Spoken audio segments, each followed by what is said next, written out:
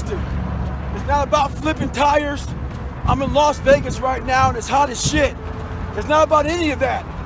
But what it is about is a lot of us give total control to life.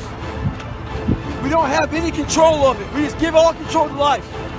I do this shit every morning to prepare my mind for what life's gonna throw at me.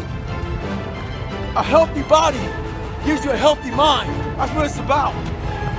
So if you go into battle, you want to go into battle with the right mindset, the right gear.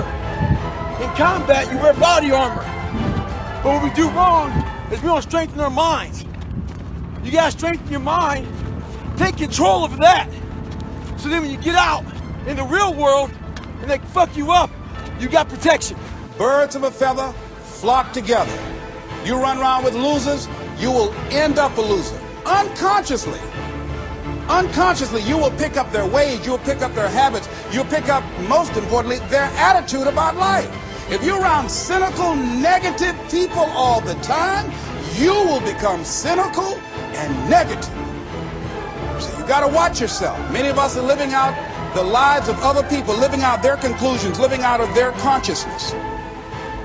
The other thing is that you begin to looking at your life and looking at what it is that you want to achieve. Another crucial thing that you must do is align yourself with powerful people. Align yourself with people that can encourage you, people that can empower you, people that you can learn from, people that you can grow from.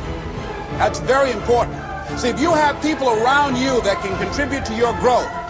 When I wanted to become a speaker, I joined the National Speakers Association. I wanted to be around the Dr. Norman Vincent Peales, the Zig Ziglars, the Dwayne Dyers. I wanted to be around people that were doing what I wanted to do. I wanted to learn from them. And you want to do that too. You want to align yourself with people who think like you, people who dream like you, people who want more out of life, people that are stretching and searching and seeking some higher ground in life. As opposed to the majority of people. Somebody said, always strive to get on top in life because it's the bottom that's overcrowded. And so you don't want to be on the bottom. See, it's easy to be on the bottom. It doesn't take any effort to be a loser. It doesn't take any motivation, any drive in order to stay down there on a low level. But it calls on everything in you, ladies and gentlemen. You have to harness your will to say, I'm going to challenge myself. Sometimes I have to pull myself out of bed and say, come on, Les. Things I know I should do, I don't do. Things I shouldn't do, I do. I found that the biggest enemy you have to deal with is yourself. There's an old African proverb that says, if there's no enemy within, the enemy outside can do us no harm. So think about that. So as you begin to look toward making this your decade, as you begin to look toward making your life different, as you begin to look at yourself, you've got to redefine yourself. Who are you right now? And who must you become in order to create what you want? What has to change about you?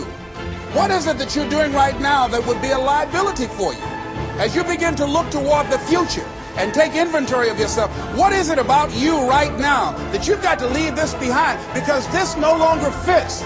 Looking at where you want to go and the kind of person that you must become, the kind of standards that you have for you, what is it that you must do differently? Repeat out to me, please. If you want to keep on getting what you're getting, keep on doing what you're doing. See, that doesn't take an Einstein for that one. All right?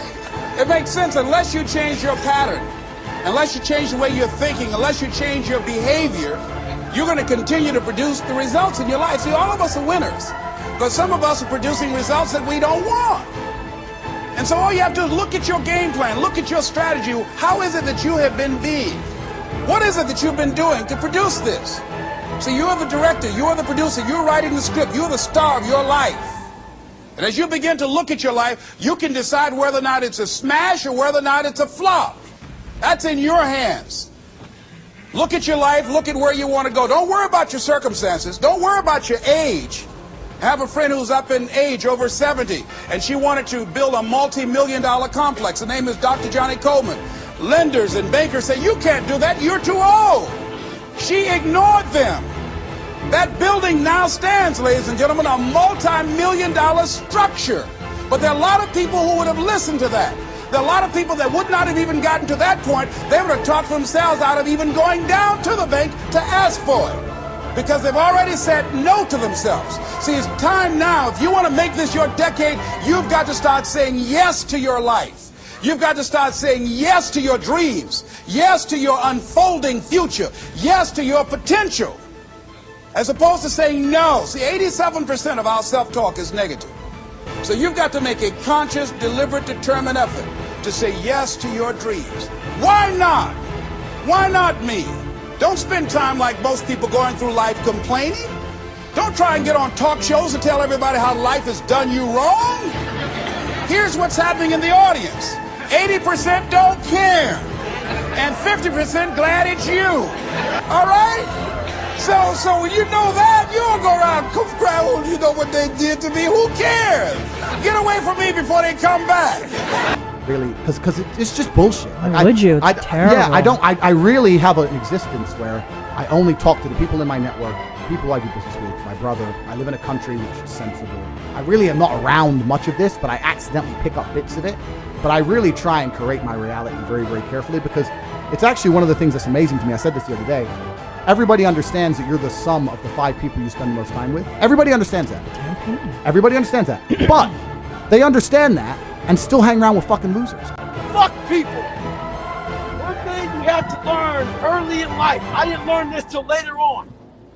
I don't give a motherfucker. You can't care what anybody thinks about you. If I care what people thought about me, you think I'd be yelling out here, doing a 105-pound ruck, talking shit? This is who I am. Find out who you are, whoever that may be. I don't give a fuck what you are.